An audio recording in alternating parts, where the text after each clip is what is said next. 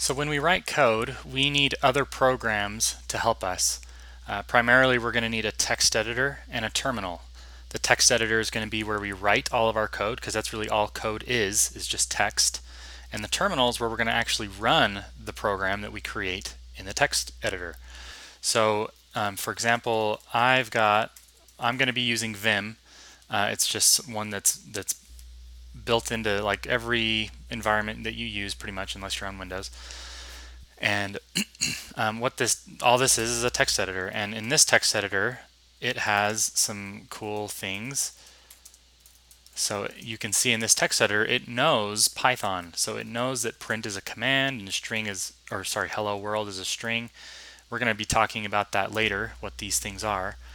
But that's the kind of text editor that you're going to want to use. And if you're using one like Sublime Text or Atom, or if you're using some kind of cloud environment like Cloud9 or coding, then you'll have that kind of text editor that will do the syntax highlighting for you. And then the terminal, you've already seen me use it. This is a terminal. And what this is, it allows you to type commands into the computer, and the computer can process those commands and give you a result. And you already saw that I ran the program Vim with the argument of test.py in the terminal. And similarly, there are many other kinds of commands you can do. We can change a directory to the one above, and then we can change it back. So we just went a directory above and one back. And if you're familiar with the file system, that's all we're doing. We're just navigating through our file system. In fact, most of the things that you're going to be doing on a terminal have to do with the file system. So that's really, if you can just think about a terminal helps you interact with the file system.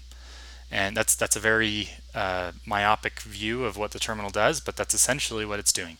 So, in the terminal, the way that we're gonna interact with our terminal and our text editor, you saw that I created a file called test.py, and then we can execute that file using Python, and that's a command that you guys have in your terminal. So Python, and then test.py, and then it ran. And that's essentially what we're going to be doing. So creating files and then running those files in the terminal.